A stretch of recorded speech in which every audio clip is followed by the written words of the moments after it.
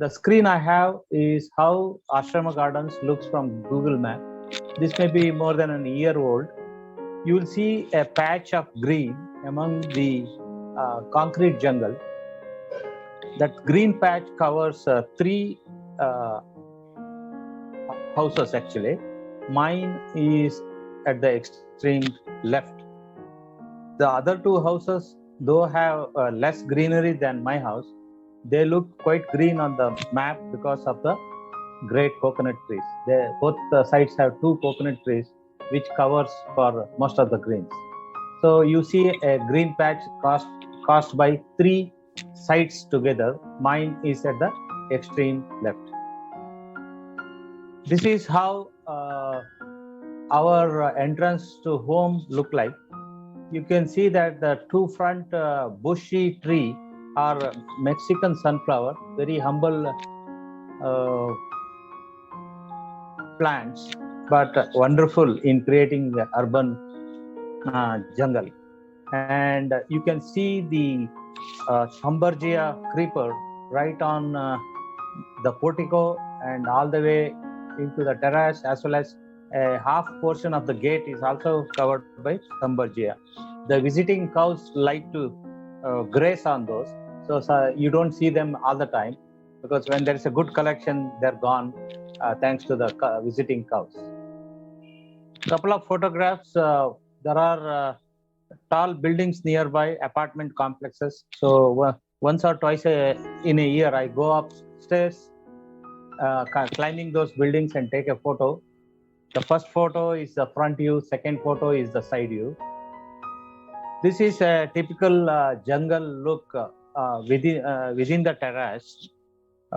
Basically, this is an old building, so there is no, only ground floor is what we have. So there is no pillars or beams. So the weight is mostly kept on the walls. That means there is a restriction as to where the plants can be kept. So I have created a walking path surrounding a central wall. So this space is left side, you see the walking path, and then the right side, you see a garden which has become a kind of a jungle. I did not plan for a jungle right on. 2010 is when I decided to go upstairs for the gardening purpose. We already had ground garden. So by 2012 beginning, our garden was looking like this. If you can notice, there are some pots in the center and a lot of pots by the side. So idea was to enrich the terrace with more greenery. Already there are four areca trees coming at one side. The coconut trees belongs to the neighbor, so is the mango tree. And ours being the corner house, I had two roadsides which I could leverage. You can see that now the roadside is fully leveraged by the trees connecting to our jungle and the creepers going up from the terrace, thickening the jungle effect. So basically, it is a 1,500 square feet of terrace and 400 square feet additional space inside compound and another 400 square feet outside the compound.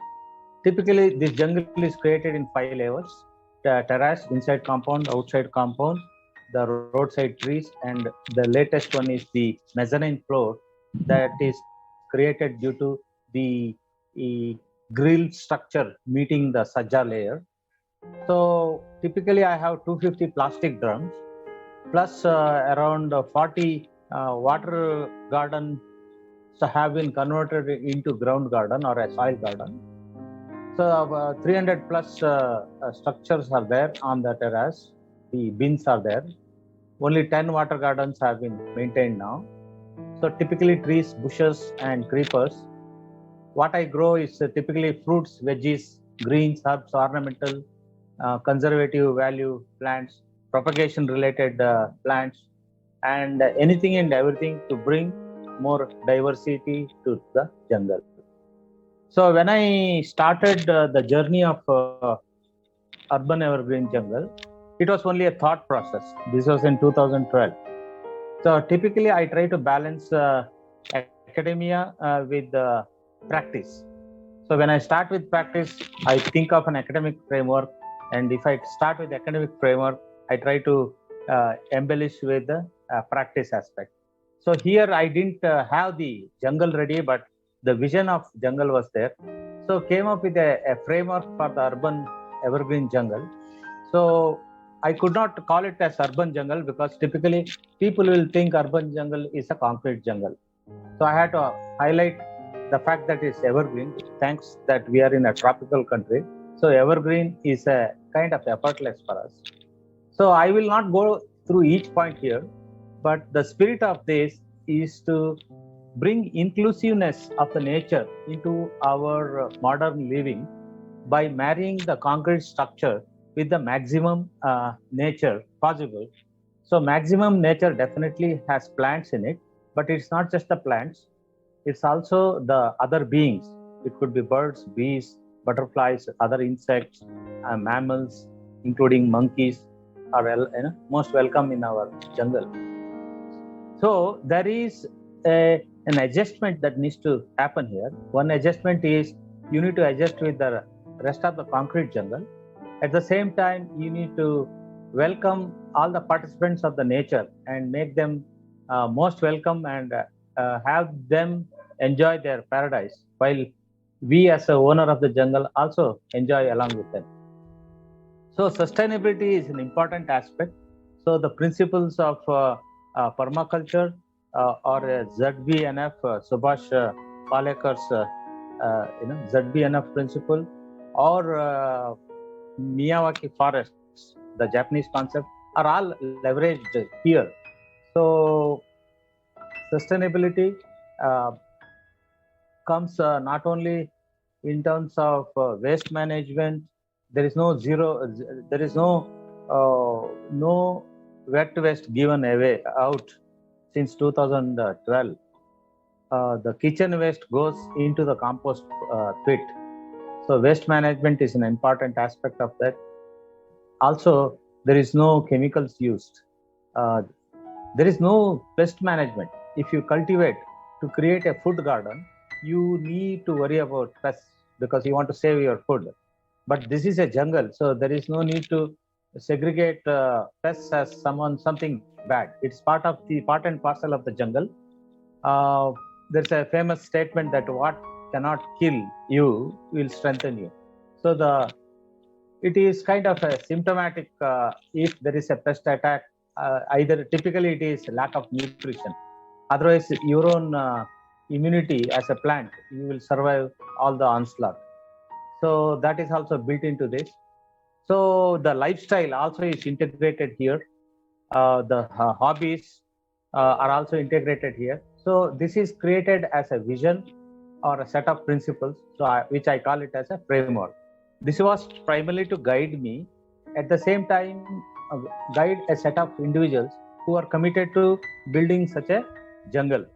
For a long time it was me alone, but with some press coverage nowadays, I think there are people now who will do better job than me.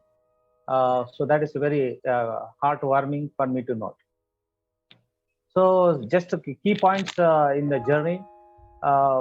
Jungle was ready by 2015, but every effort was made every year to increase the thickness of the jungle or vibrancy of the jungle or diversity of it.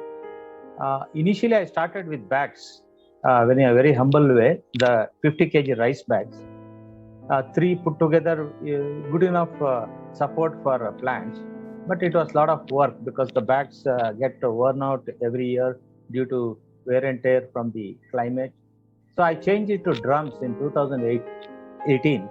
I'm sure these plastic drums, which are recycled drums, will last longer than me. So that has reduced my work actually. Things have become more maintenance based nowadays. So in 2018, I felt very fulfilled as to the journey I took. So I decided to encourage others to take similar journeys. So Billion Trees and Beyond was launched as a social startup. I would say that journey is complete now. I actually look forward to hand it over to institutionalize it into a bigger impact through execution leaders, I am not the right person to expand it. So I am actually waiting to hand it over so that that journey can on footprint and become as big as WWF or something like that. Let's see. So what are the key inspirations I got from this journey? My enhanced creativity and intelligence, obviously enhanced with the deep interaction with the nature on a regular basis. Personality development also enhanced. Kind of living in paradise. A sense of fulfillment is there. A nirvana feeling is there. Also, further activism is also inspired. So for others, definitely, thanks to the press coverage nowadays, others are also nowadays getting inspirations and are taking their own personal journey as to what to do with that inspiration. That is very heartwarming. So I would like to take this moment to say something as my message. I personally feel trees are the true angels. If you look at our reality, I think we are blessed by the presence of sun who gives us light. I think the next comes, of course, the earth who anchors us. Then comes the trees who actually produce food for us, and of course the oxygen. So they are the true angels. Tree inspires to see God within ourselves. So it's very easy to see God within the tree. If you look at a tree, a leaf is part of a tree, but the spirit of the tree is in the leaf, and all leaves together constitute the tree. Similarly, we can become spiritual in no time when you understand that we are all leaves, all beings are leaves of this reality. And when you put all these beings together, which is very complex and unimaginable, we can simplify say that tree is God, you can say, or you can call it as nature. It doesn't matter whether someone is an atheist or agnostic or theist. Definitely we can feel the connection between the drop in the ocean and the ocean together, and that is a very profound experience. And that, if you permit me, is I would say it's a spiritual experience, and trees empower that in no time. So once we experience that God within ourselves as a leaf, it's easy to see God in everything else. So then our self-esteem goes up, asking ourselves how to live like a God, right? So this journey, I took it myself since 2012, and I recognize that our life is far more enriched than we would like to give attention to, because there is body, there is mind, there is heart and spirit. There are four distinct realms. Our our childhood or our upbringing and education focus more on body and mind, but it didn't give much attention to the heart and spirit. If you give weightage of these four realms, I would say body 10%, mind 15%, heart 25%, and spirit 50%. So we typically live life with 75% of the syllabus not even attempted. So you can see the tragedy or the irony of life not attempting the 75%, which comes from the domain of heart and spirit. So another part is the alchemy here, transforming trash to gold. So we should never lose heart or spirit when we see trash around us, very unforgivable situation around us. That puts us right in front, in the middle, asking, how can I become the agent of transformation? Even call yourself angel of transformation. Self-esteem is good, and focus on that transformation, and that is very creative, that's very collaborative, that is very engaging, and that is very fulfilling. And it's all play. When you do that, it's all play. It is tireless fun, and it's paradise at every moment. So it is so once you are in the play, there is always opposition. If you're a cricket, you are a bat, there's a bowler who makes your life miserable. Similarly, all our challenges are making us a better player and helping us to strive to improve our game. But at the end of the day, let us enjoy the game while we keep improving. So challenges are good. Okay. At the same time, let's recognize that we need to stay an idiot at the end of the day. Why? Because there is no end to the growth, no end to learning, no end to accomplishing, no end to fulfilling. So much is there. There is a statement in business, no? It's the money on the table. Typically, we leave a lot of money on the table when it comes to our life. So let's take as much money from the table of life. That is, once we sign up, the life is so engrossing and so fulfilling. Okay, then we can also make a difference and leave a superior legacy in spite of being and remaining an idiot. Let us not, get into our head with our accomplishments or what are recognitions. I think we should remain an idiot mainly to achieve more, to do more, to enjoy more. So I would like to remind of Sir David Attenborough, a person who deeply inspires me, not only by his work but also his speech and his connection uh, between between the nature, his work, and his speech. When he was 90 years old, there was a felicitation for him at the Royal Society of London or something like that. King Philip was there, and Sir David Attenborough was very disturbed in that speech. He was worried that we don't have hope because our population will bring everything down, and the what little fixes we are trying to make is not going to help.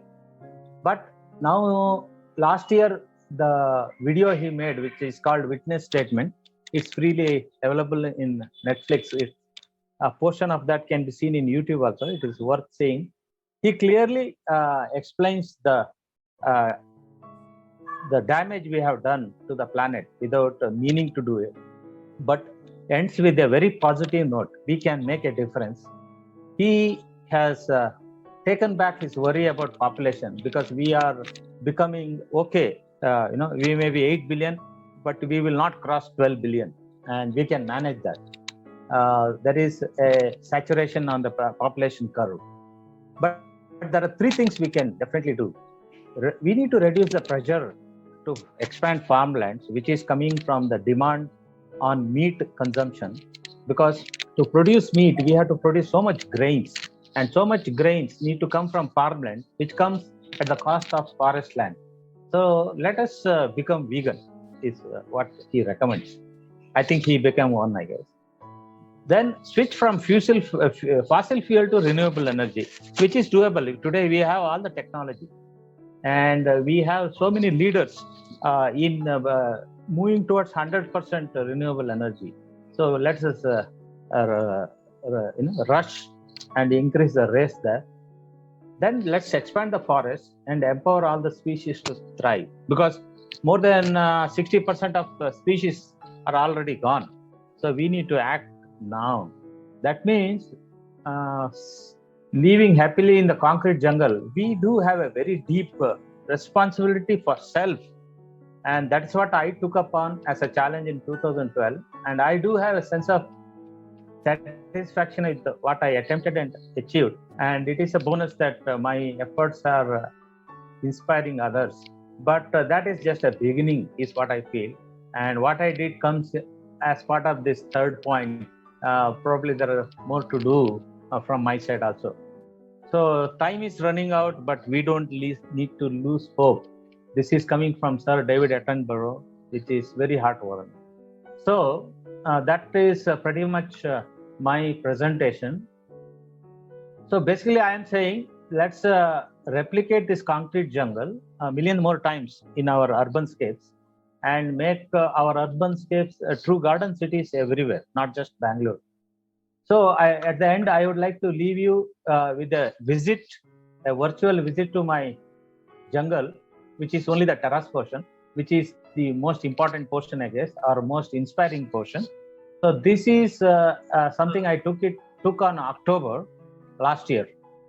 So it was a Vijayadashmi day, a celebration of Devi. For Devi is basically nature for me, you know. So this I did a quick video using my phone. I hope you can see it. If you can't see it, we can't see it, sir. What you can do is you can just go open YouTube, share the screen, and put this link. Okay, new share. Okay. Yeah, just new hold share, on. sir. Got it. I had this problem last time also, so I forgot about that. So give me just 1 minute. Let me go to YouTube. Okay, I am right here. So then I run it and new share. And okay, can you see now? Yeah, you can see now, right? You can you can increase the screen size. Yeah. Okay, it is. Just hold on. It went to something else. Just one second. I pressed the wrong key, I guess. Why it's going to something else? Just one second. Yeah. Okay, it's happening.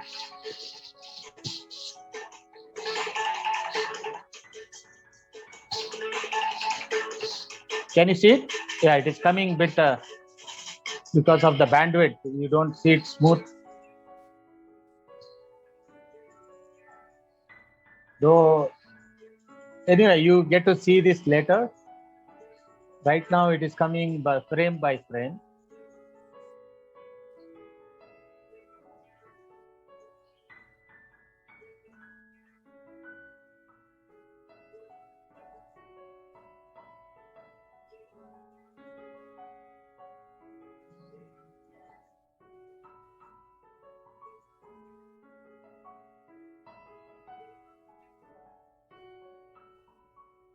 This is where the creepers are sent to the trees which are coming from the roadside. It's a very fulfilling attempt that even our terrace contributes. This is our domesticated cat, but stray cats also visit.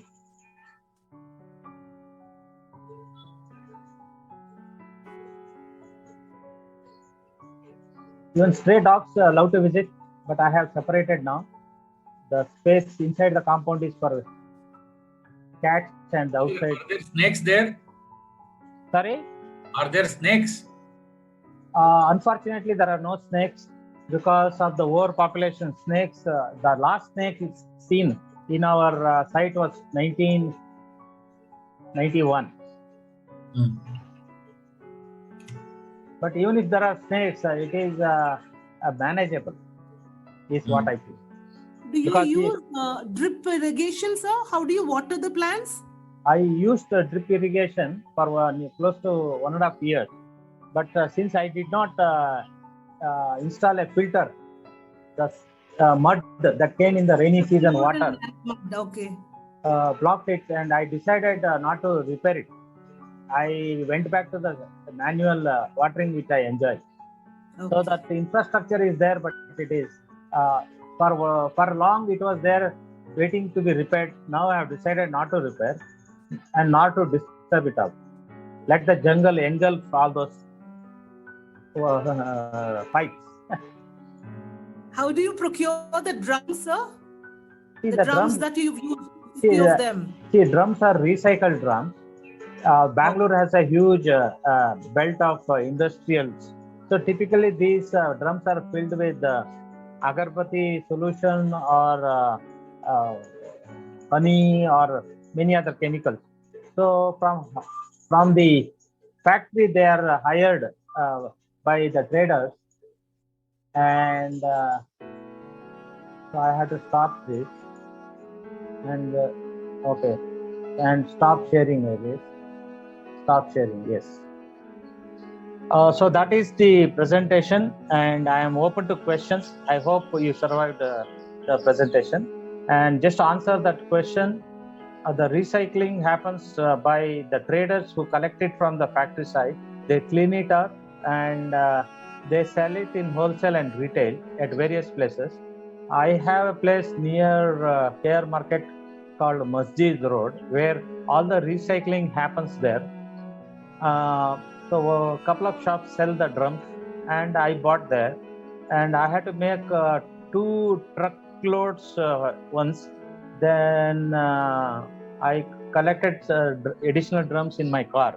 20 of them I could bring using inside the car. And I also done in my car, and you to put the holes separately, using a drilling machine. Yeah, also. I do have a drilling machine at home. So I can drill it, and that's no problem. And this growing these trees on your terrace, does it really disturb your architecture or your house, say leaking or heavy weight on terrace is creating some issue in the structure of the building? Very good question. Like any game has its risks. When I go for a drive on the highway, I have to make sure my car is in good condition. My driving is top notch. Still, it's not enough. There is something called defensive driving, which is I have to watch out for others making the mistakes and survive against those. With all these, accidents can happen for no mistake of ours. So similarly here, we need to take care of the basics, which is you have to make sure that your terrace has no cracks, because cracks water can leak when it rains, or your garden water can leak. So if there are cracks, you can fill with cement. Okay, that's number one. Yeah. Second, if you have pillars and beams, you can put any amount of weight. So here I have old building. This building was built in 87 with no pillars. So all the weight is on the walls. But those days the houses were built for one more floor on the top, which is easily 40 tons. And my jungle, I used to say 25, now I'll say 30 tons. So up to 40 tons I can go. So I am safe there. So by transferring the weight on the walls and by ensuring no leakage in the terrace, the wetness is fine. You should not have the water stagnant when it rains. All right, because I have the similar thing on my terrace, but not as elaborate as yours. 5 drum, but at home, my mother says that this drum is heavy. It may really create issues. So I've been always not adding any more drums to the terrace. Like we have some. Do you have pillars and beams in your building? Yes, we do. We do have. Then you don't need to worry. You can even put a 200-liter drum and survive. Yeah, there are mangoes there. There are banana tree, plantain trees there. All are on corners. So extending it is, this was my concern always. No problem. In fact, a great opportunity is lost in places like Bangalore. When you build apartment complex, the top floor should be a jungle. But unfortunately, we have not planned to have a separate floor, so that nobody can claim that that floor belongs to my apartment below. So with that, a community jungle can be created. And cost of an additional terrace is very marginal when you compare to the overall cost of the entire apartment complex. That has not happened out of our own wisdom. So I think government should intervene and make it a law that if you are building an apartment complex beyond this size, there should be a separate dummy floor, which can be even just half a foot or 1 foot high, so that you use that for green. Thank you, sir. Sir, your talk was very inspiring, and we were transported to a totally different world. But I just want to ask you, sir, if we have to actually adopt these initiatives, what do you think would be the biggest challenges that we would face, and how do we start, if at all we want to go about it seriously? What would you suggest? How would we actually start this process? How could we do that? See, the challenge is similar to someone who studies swimming in books, but learning swimming, one needs to jump into water. Same problem is here. Now, being the urbanites, we do have a problem in the practice side, and that Yes. there is a lack of confidence also, because we are out of touch with nature. And what is done here is kitchen waste is used, compost pit is used, and you are converting the trash into useful thing. All these are not very romantic things an urbanite can easily sign up for. Okay. Yes. So going back to nature is not easy when you are disconnected from it. So there is an effort, and a training or a learning or a transformation. I would say that is the biggest challenge. In my Yes. case, I happens to come from a village. I am a son of a farmer. First 18 years of my life is spent in the dirt of the farms. So this is my second nature. So it has been easy for me. I have created a video called Tricks to Develop an Urban Evergreen Jungle, which is there in my YouTube channel. So anybody who asks me how to learn Yes. this, I say, please go through these videos and ask yourself, can you endure all this? That's all I would say. Thank you, sir. Thank you. Thank you for the naturalistic and inspirational and motivational presentation, sir. So I'm just here to give an introduction on the Environment Club of IBS Bangalore. Sustainable development has become the need for the art. So we all know how, irrespective of industry, sustainable development has become a part of organization, and every organization is taking steps towards it. Understanding the need of management students, and more than that, the responsibilities of human beings on earth to work for ecosystem. IBS Bangalore formed a club called Environment Club, and over years we have conducted n number of events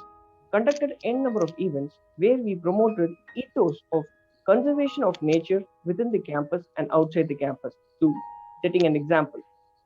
So the club has contributed its bit in Swachh Bharat Abhiyan, a drip irrigation project for campus plants, and Vanamohotsava is the annual tree planting event on Environment Day, which each one of us await every year in our campus. Plant species and botanical names identification is one informative event we have. Urban Wildlife Protection Project and awareness talks of biodiversity. Good Earth Project is one such project where we visit to sustainable housing community to understand, reproduce, recycle, and reuse. So that was a small intro about our club.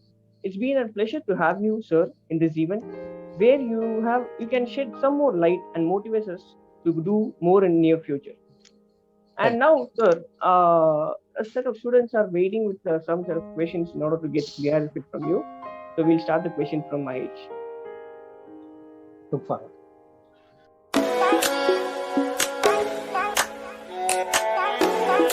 My question is, what are the difficulties you faced during this journey of creating the urban jungle? Okay. As I said, everything was a play. So I never saw anything difficult. So I would say, what can be the challenge? If I can remember, initially my major challenge was applying the compost, because I have created so much of scaling in one shot. I was running out of compost again and again. So what I did was, I took my Alto 800. I used it as a truck for practical reason. I used to go to my neighborhood in Katriguppe, collect all the dry leaves, okay, fill it in bags. So you can imagine 20 bags of dry leaves in my car. There's only place left for the driver to sit. And I can't even use the mirrors except for my side mirror, and safely come back. Then there will be festivals, whether it's Varamahalakshmi or Ayudha Puja, and so many greens will be sold, especially the plantain cuttings. So I used to go next day. My celebration starts after the festival. Whatever is unsold, I would pack all that into my car and over my car and bring it. And anybody looking at my car will be, having their heart in their mouth. It will be horrendous, view. So these were the challenges I enjoyed actually. The compost challenge. Now the compost is only one part of the nutrition. in order to create a jungle, you have to give superior nutrition. Jungle has this natural process where the dry leaves accumulate, and different type of plants and different type of dry leaves, you have all kind of minerals happening. Also the soil giving certain minerals. Here it's an artificial jungle. So I had to make sure nutrition is complete. So in a sustainable manner, what I found was that cow dung was ideal. So there are cow herders nearby. So I started collecting the cow dung and feed it as part of my compost. The jungle become very enriched. And with that, that challenge was taken care. I didn't have much challenge from the neighbors. They were quite cooperative. The fact that mine was a corner site was an advantage. I could include the trees from the road, some of which are planted by myself as part of the jungle. So these are the two key challenges is what I would say. Thank you, sir. Yes, sir. Sir, who supports you in maintaining all these plants and trees? Actually, I don't need any support. My wife is especially able, so she can't really help. My daughters are busy with their life, so I don't feel I need support outside me. Initially, I employed our domestic help person to water, and I used to pay her for that. Then later I recognized I am not earning anything. Let me earn myself. So I took over the watering process. Once our drip irrigation failed, I signed up for watering, saving at least 3,000 rupees of salary, which is my earning. So actually, it doesn't need anybody's support. Cooperation maybe, because collecting the kitchen waste, dumping that waste into the compost pit. So basically, an acceptance and cooperation is enough, but direct participation is pretty much by me. Yes, sir. Thank you. Hello, sir. Hello, everyone. All the leaves regularly, no? Come again, sir. All the leaves that are falling down, you'll have to clean it regularly. Oh, that is a joyful experience. Now the jungle gives 50% of the compost requirements by itself. Okay, the rest I may have to collect from outside. So that is a good news actually. Collecting the leaves is no big deal. Those days I used to take a broom and do it.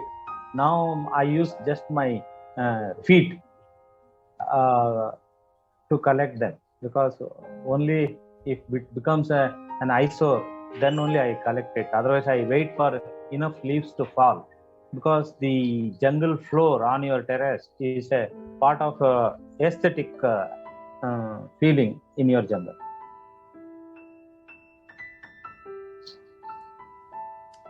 So my question is, water being scarce, how did you mobilize this resource? Actually, you don't need much water for the jungle compared to cultivating as a vegetable garden. In a vegetable garden, you use smaller pots and use more crops. And the biggest challenge, which many of the gardeners do not know, is more than water. It is temperature management on the terrace. You see a lot of gardeners losing their plants during the changeover of the seasons, especially from winter to spring season to autumn to winter again. This is mainly because of the environmental changes causing temperature differences combined with the humidity changes. The plants become very sensitive because they are living in a very limited way with very less tolerance for these changes. So once you understand that, you come with a concept of a minimum size of a drum or a bin. And what I found is, to enjoy whatever you do on terrace, you should go for a minimum 50-liter size. Otherwise, your return on investment is less. So temperature management becomes easy when you have a half a foot or 1 foot of what you call mulch over your soil. And if you have noticed, I don't use actual soil. I use only compost. That is to reduce weight because my terrace is not that strong. So my jungle is actually challenged by not using a soil because because of the compost. Some new plants may feel a bit stressed. So coming to your question, the water, once you have the canopy on top, the evaporation of water becomes less and the need for cooling the plants also becomes less. So your water consumption is minimal. In fact, I am running the whole show using very small tanks collecting Kaveri water. And the worst water bill I pay is 1,500 rupees in summer, which comes down to 300 rupees in rainy season. So the variation between 300 to 1,500 is a nominal cost I endure at the water. Thank you, sir. Welcome. So, sir, Rajan here. So, sir, what would you suggest to individuals and how they can preserve nature at least in a small way? A very deep question. Thank you. I would like to mention a conversation, a fictitious conversation that happens between a mango tree and a mango seed left over after the birds ate a mango fruit.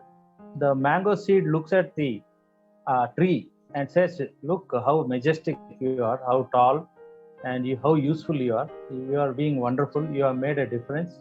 And I feel very low. I'm just a seed and I'm useless and I don't know what to do. So the mango tree says, it is not like that. See, everybody is on a journey. So you have your journey and I have my journey. Maybe looking back, I had more journey than you, but looking forward, probably you have more journey than me. So it's all the journey, and every stage of the journey is very interesting and fulfilling. So make sure that journey you endure, waiting for germination and growth is very fulfilling. So I would say the same thing. So become very authentic about yourself. Don't do anything to impress others. Ask yourself what impresses yourself. That change. Ask the next question: who am I? Right? So Yes, that answer also will not be clear for you because things become clear as you go. You know, it is a gradual process. So go with whatever clarity, whatever doubts, whatever questions, whatever confusions, accept it as a package and go and have it as a fun, have it as a play, have it as a game. And two principles will take care of you. One, do no harm willingly or knowingly. And two, make a difference if you can. That's all. I mean, but keep the game, the spirit of game on and go with what you have and what you know. Don't try to copy others. Okay? Impress yourself by being yourself and push yourself every step to amaze yourself about yourself. I hope that answers. yes, thank you. So we see that people live in such big space and they don't utilize it for the greenery or plantation. Sir, it's because they don't even want to do it or they don't know how to start. So how would you suggest them to start, or what would you suggest to these people? So, see, first of all, if they don't want to start, I don't want to suggest. Okay. Yeah. So I don't want to tell people what to do against what they don't want to do. So that is their choice. And at some level, all of us are idiots at some level. You know, it is just the gradation and the spectrum. So I don't want to judge anybody. I don't want to tell anybody. But if someone has a question, I want to do a beginning. I would say start from the easiest step, right? For example, Yes. you are disconnected from nature. You have no confidence in gardening, but you have money. You can engage gardening agency, which will charge you, but they will create a wonder by visiting you every day of the week or every once a week. So there are a lot of gardening agencies who can take care of your needs. That is, if you want to outsource it. If you want to learn it from yourself, you can start with the basics and do the easy things like growing greens or some indoor plants or balcony gardening. So you can start very humble, but be authentic and be committed to what you're doing, and be sure, in spite of the limitations or shortcomings, look at the opportunity to make it better as you go. So I would say it is the game. Engage in the game and design your game, play it well. And even if you lose your game, don't lose your heart, right? Look forward for the next game. Thank you, sir. Sir, do pests and rodents pose a challenge? Definitely. The pests are a part and parcel of nature. There is a food pyramid. Only when you create a sustainable environment, this pest also becomes sustainable, because one pest comes, then there is another pest which will eat that pest, then one more fellow comes who will eat that predator, then one more fellow comes. So like this, there is a food chain. So that's what is happening in our jungle. But when you are doing a cultivation instead of jungle, where you are trying to produce food at a superior rate for a maximum outcome or a return on investment, you are on you're not going through a natural process, right? That's why it's called cultivation. In such case, you have to manage your pest, and that is a burden you have to carry. And so it has its price. When it comes to rodents, definitely rodents love to eat earthworms. Okay, there are millions of earthworms in such a finite space of my jungle, so it will attract rodents. They dig mainly for the earthworms, and they feast on earthworms. And a jungle like mine is so much earthworms, right? So I let them do their thing until they start destroying my plants. Then I'll keep the rat cake and very painfully kill them, which I'm not very proud of. But somewhere the trade-off, I have not figured out more creative way of controlling rats. I am not very proud of killing them. Thank you, sir. So in case you are traveling, how do you manage the watering? Good question. Since I am retired, my traveling needs are very minimal. Maybe I would be away from my home maximum 3 days in stretch. So I do have the domestic help person from a watering perspective in those days. That's all. Very rarely we will lock the whole thing down. Even then, my domestic person can come and open the portions and do the watering. So maybe once in a year I am out like that, having to depend on the domestic help person. The last time that happened was in February of this year, where I was out of station for 3 days, and she took care of it, and I paid her extra for that service. Okay, thank you, sir. Thank you. Sir, I want to ask a small question here. Was there any support from the local government or the ward or, forest departments in providing any saplings for you? Not required actually, but your question is very interesting, which helps me to highlight a point. See, my jungle is actually an artistic theater for me. It's not just being there. It has its own dance or drama. So I work hard to make that drama interesting every week. So it needs to be different and it needs to be vibrant. And I have garden photography also as a side hobby here. Every 10 days, I collect the photographs I take from jungle and publish as a video. Now 450 such videos are there in my YouTube channel.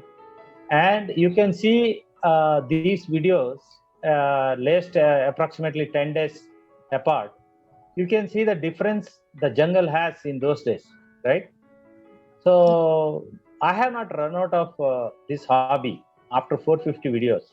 In other words, there is no monotony or repetitiveness in my video of photographs.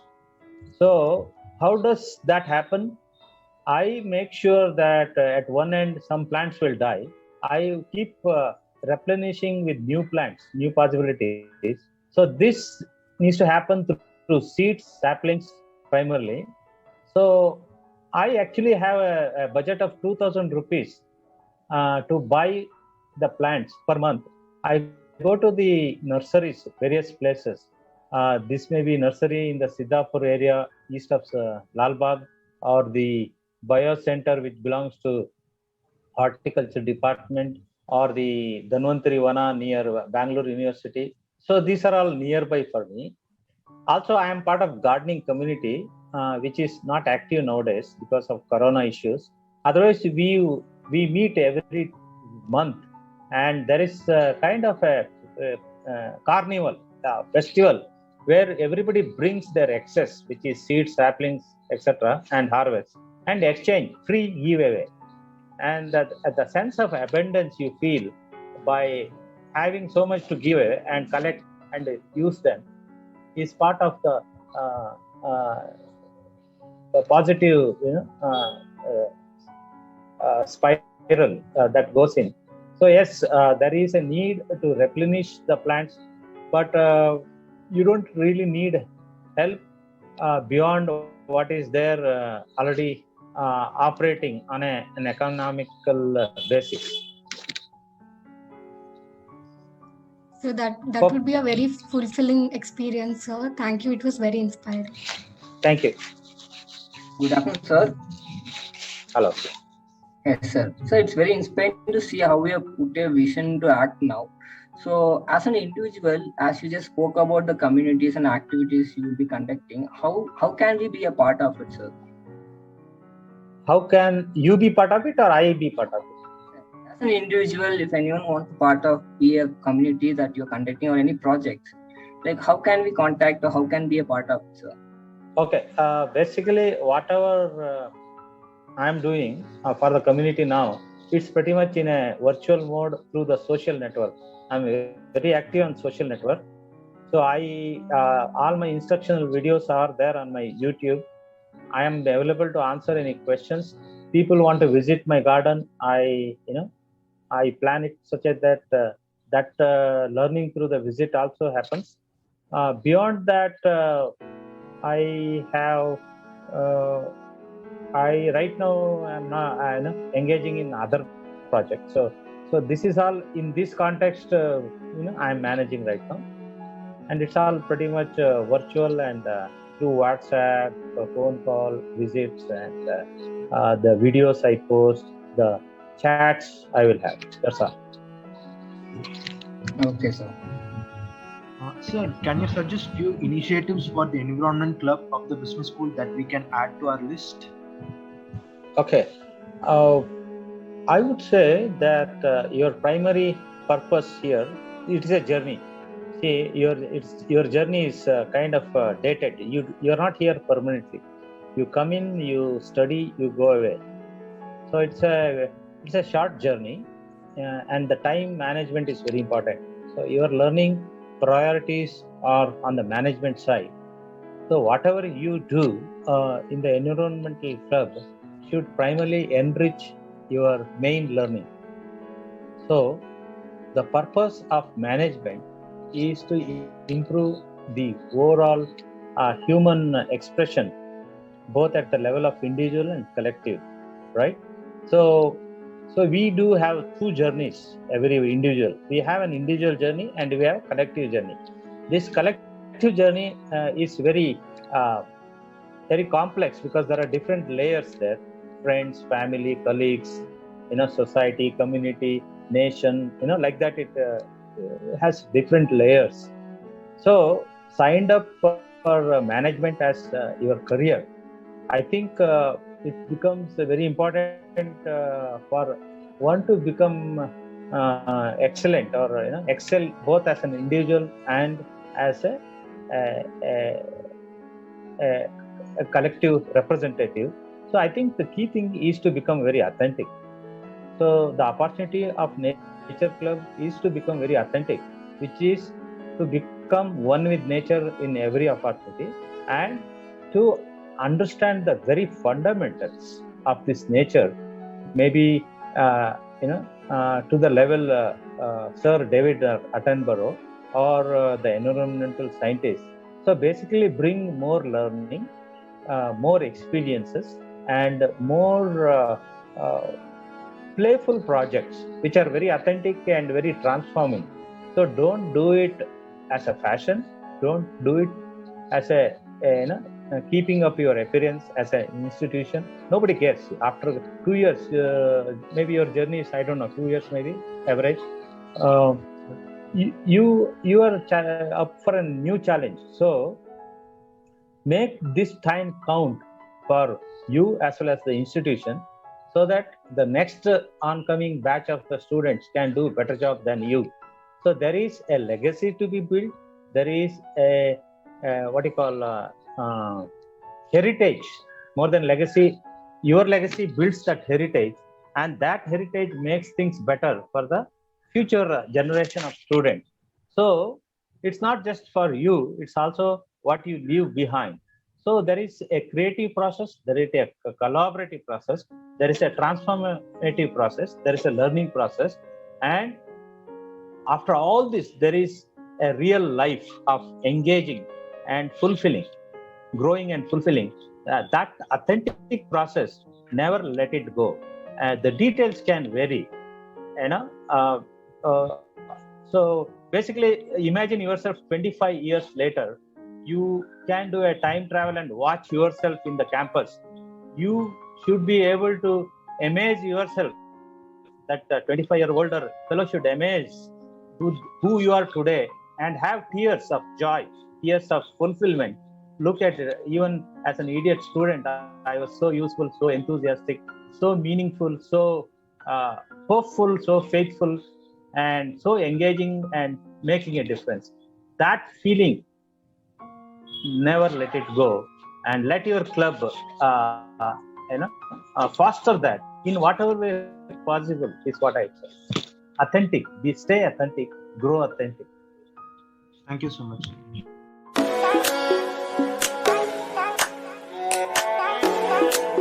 Good evening to all of you, Mr. Upadhyay. It was a great inspirational talk, and we were able to really enjoy the garden virtually, and I'm sure when our students are able to come to the campus, one of the first programs we'll have will be a visit to your garden, so that they can experience it themselves. Look forward to. And normally the first program that we have in our environment club every year, when the new batch comes, we have a tree plantation drive within the campus. We have a 15-acre campus where we have a lot of biodiversity in terms of the types of trees and plants, and the entire place is full of greenery. So it provides a very good learning environment, and the students can go around and feel fresh, and it also helps them to periodically get rejuvenated. So I think that is a very good thing that we have already, and we continue to plant new trees and plants. So we do this plantation drive every year.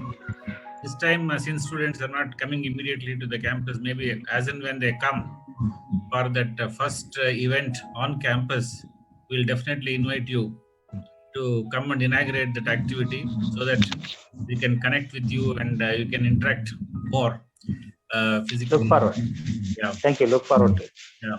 And it was really very, very interesting to see how you conveyed your idea of living in peace, in harmony with nature, and not only with the greenery around you, but also with all the other living beings.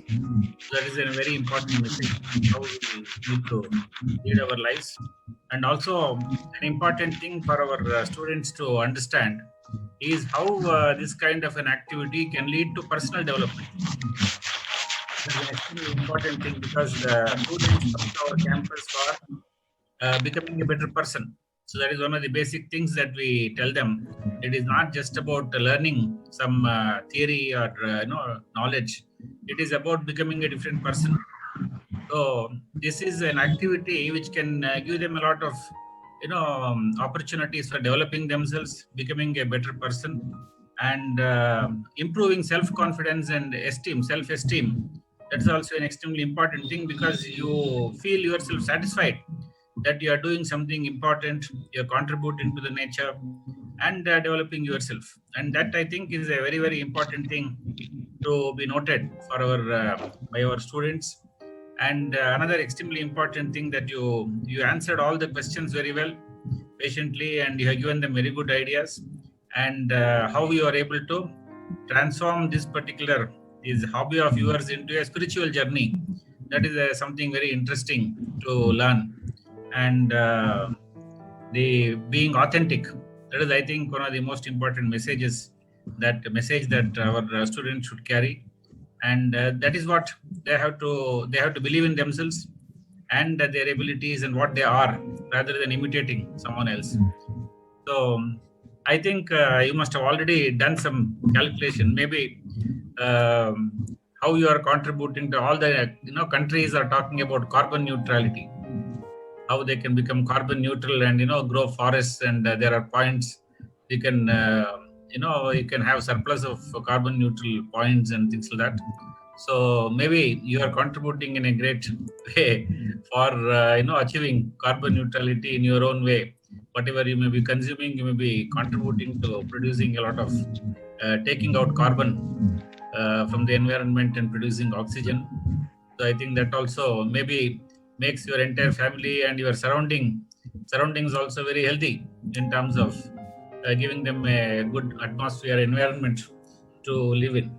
So it was really very interesting. Thanks for coming and sharing all your experience with our students. We definitely will have more interactions with you in the future. Thank you. Can I have 2 words? Yes, sure. Professor Muralidhara, what you said gave me an opportunity to further enhance the answer to the last question, which was what we can do. That is a very important question. Though I generalized saying be authentic, what you said gave me more clarity as to your realities. You have a 15-acre campus and you are into management, you are learning management.